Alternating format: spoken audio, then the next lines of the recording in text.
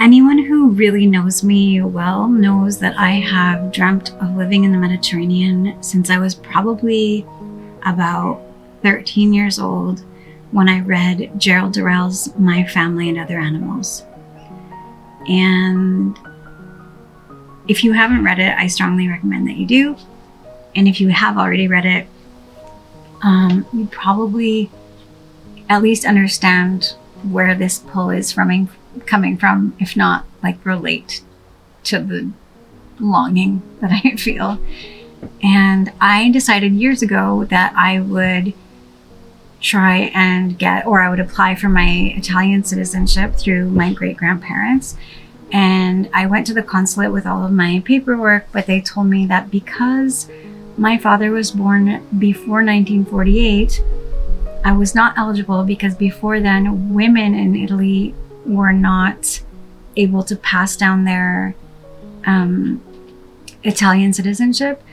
And my great-grandfather was naturalized when he immigrated to New York, so that canceled his Italian citizenship, so he wouldn't have been able to pass it down either. And even though all of these things have been changed since then, the rules still apply technically to the people who were in existence before the rules were changed. To put it short, because it's a long and complicated explanation, but basically I could still apply through my great-grandmother. It's just that I would have to do it with a lawyer who would go to court for me in the town where my great-grandmother was born. And so I did contact a law firm in Italy that specializes in these things, and they had drawn up a contract for me, and it was going to be to argue for the right to citizenship by blood for myself and for my 3 daughters who are adults. And I was very excited, and it's very expensive, so I was saving up money for it, but I'd already signed the contract, and we just sort of laid down all the groundwork and figured out what documents I was going to need. And it's long. The process is long.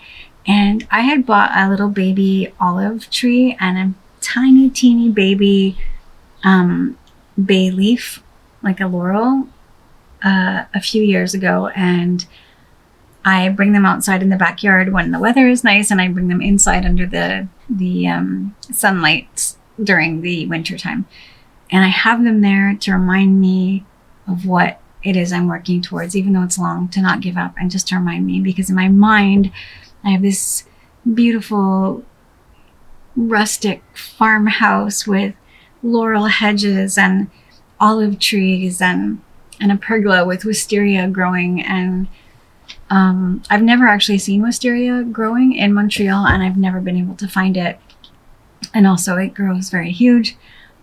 So I never really tried to have one. But then I saw there's actually a nursery somewhere, but it's quite a ways away from here, that sells them, apparently. I saw that online. Doesn't mean it's real, but it's very expensive and it's far away.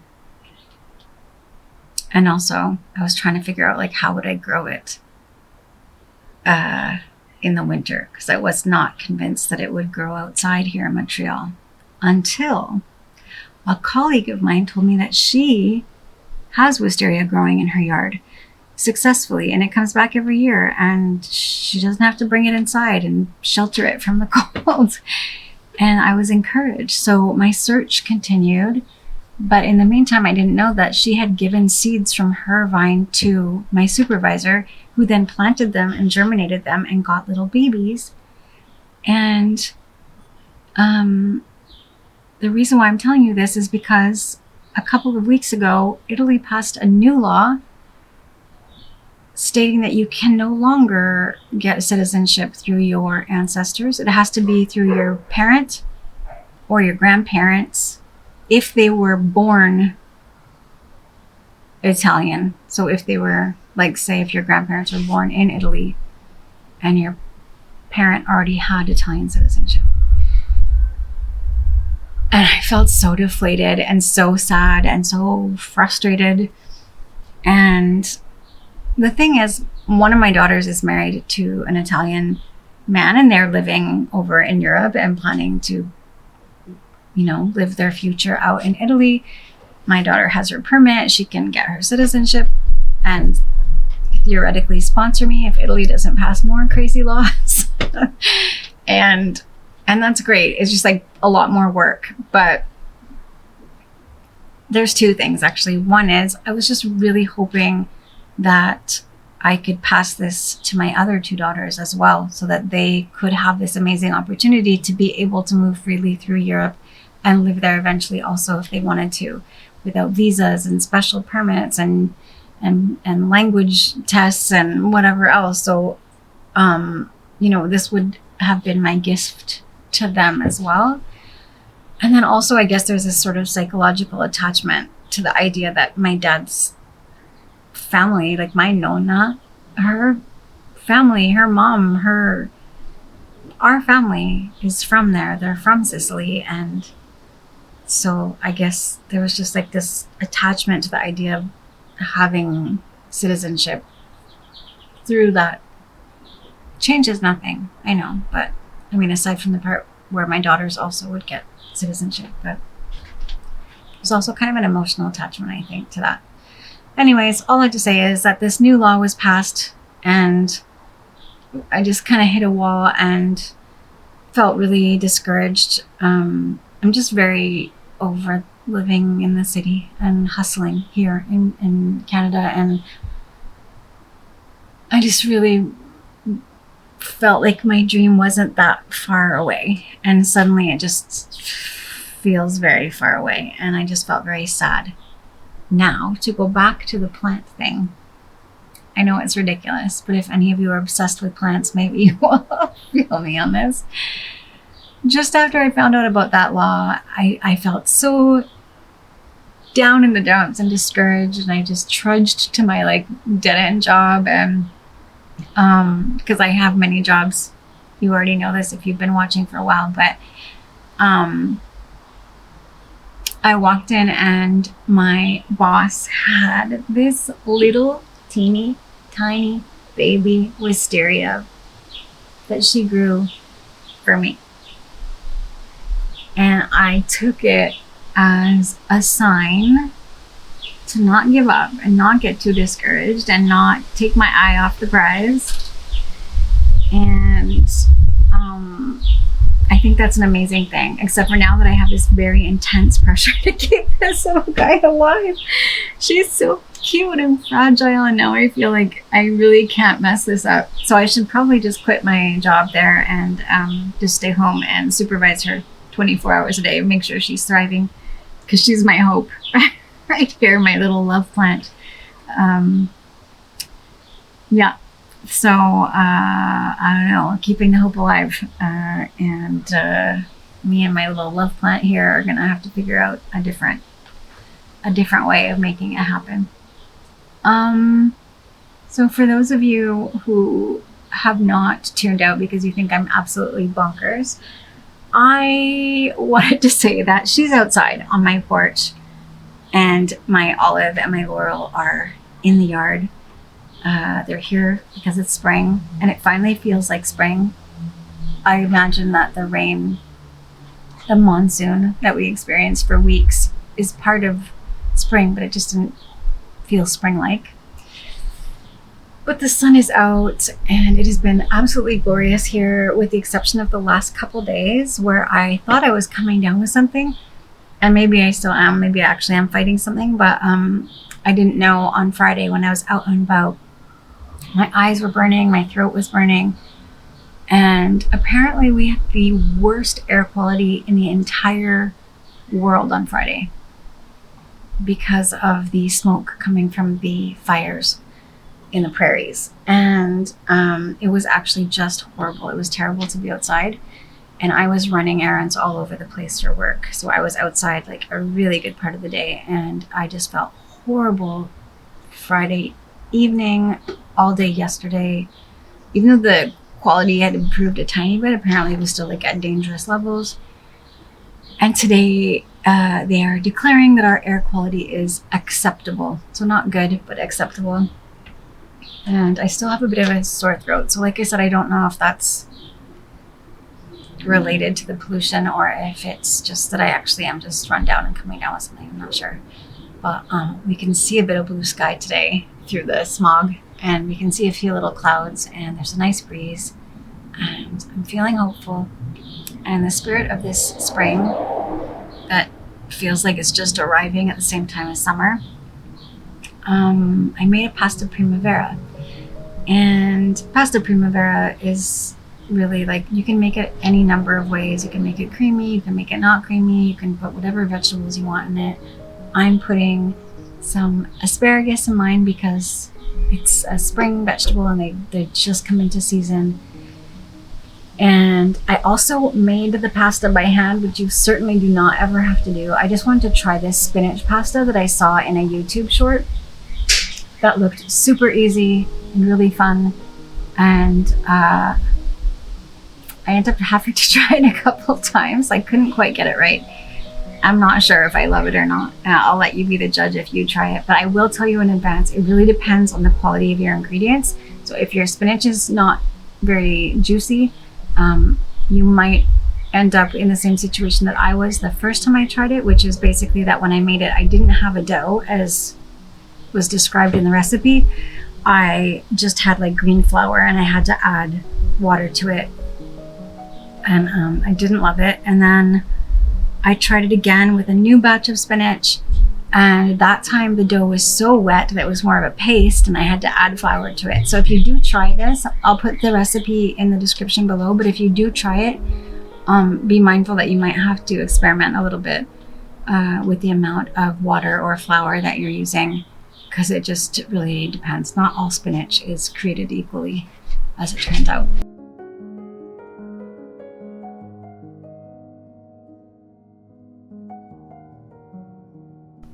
As I said, you can use any vegetables you want to make pasta Primavera. It's not a traditional recipe.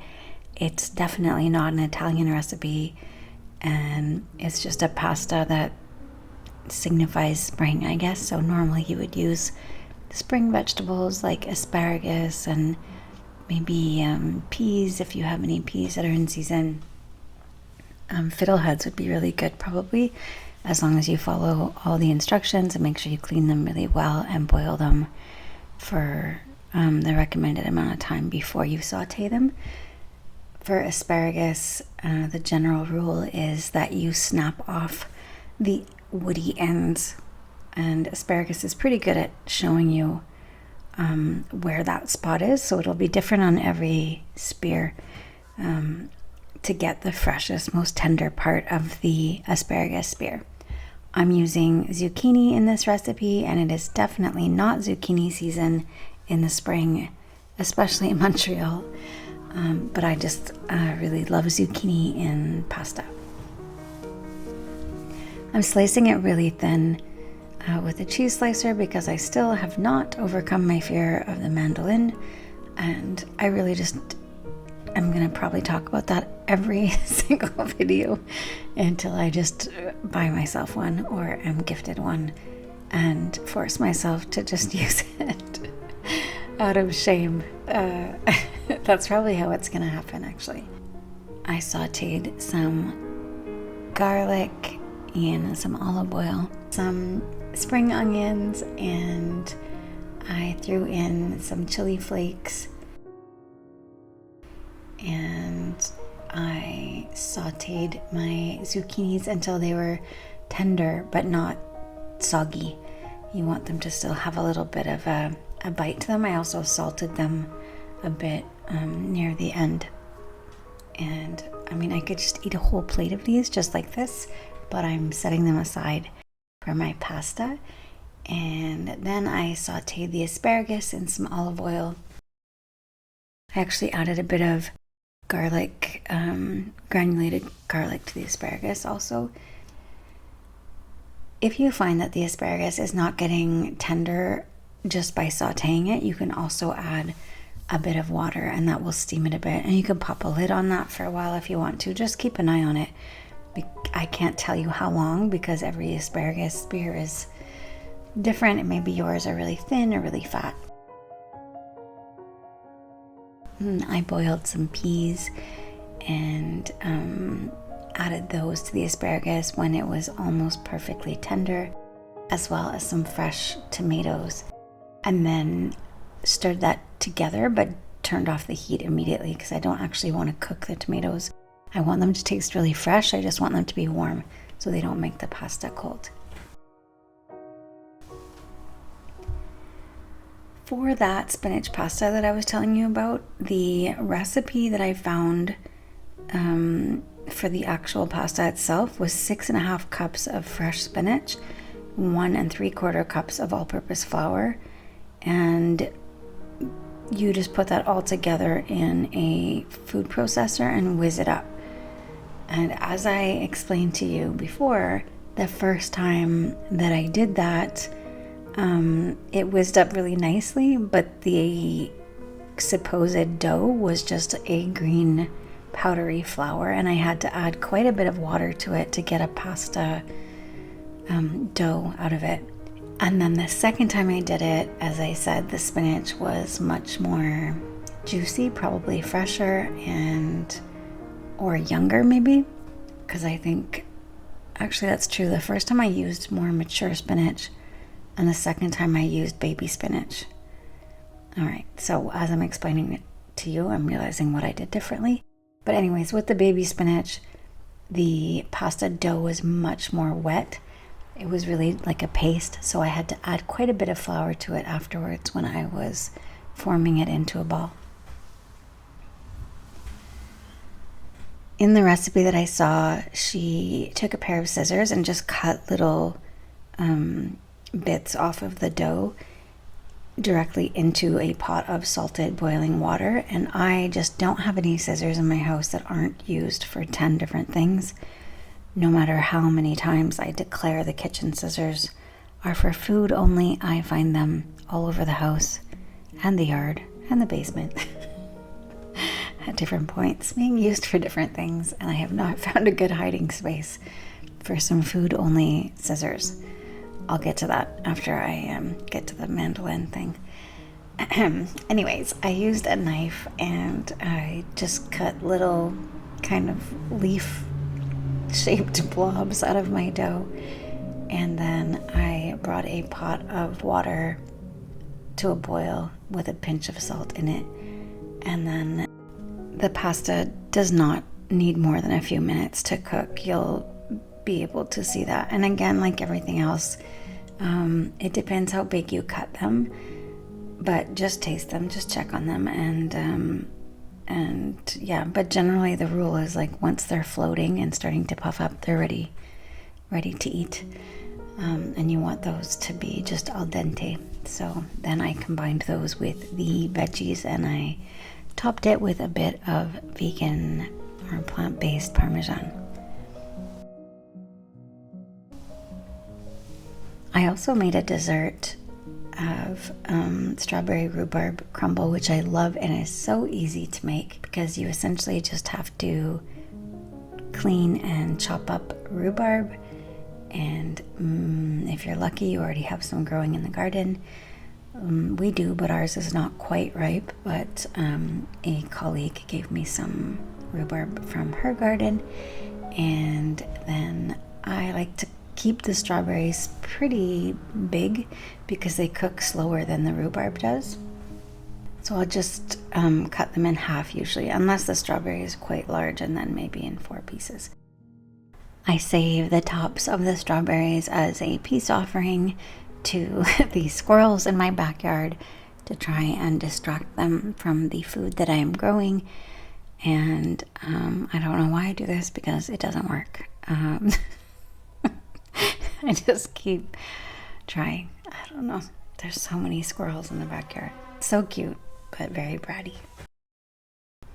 I toss the strawberries and rhubarb with a bit of cane sugar just to take away a little bit of the tartness.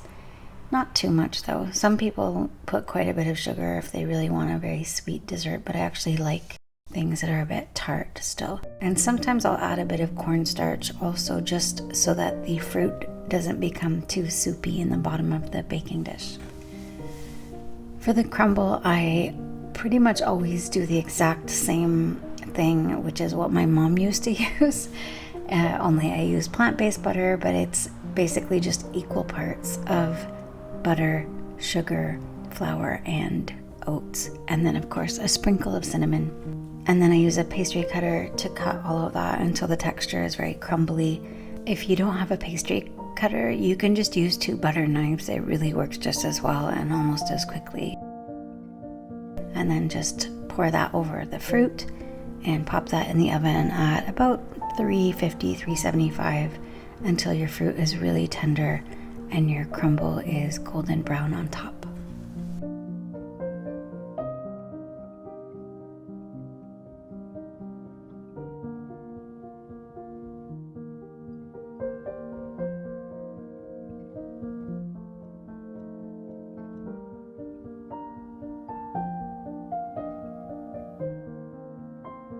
I just want to take a really quick minute to say thank you so much for taking the time to watch this video. It means a tremendous amount to me, whether you are a subscriber or not, although I hope you are, so please hit subscribe and like and all that good stuff if you did like it. If you're a Patreon subscriber also, thank you so much for contributing to the work that I'm doing and helping to make it possible. If you are someone who would like to work one-on-one with me for naturopathy or nutrition, there is a booking link in the description below. I see people live here in Montreal, but also virtually if you're not in the city. So I'm here for you if you like. I will be back very, very soon. And in the meantime, take really good care of yourselves. Bye.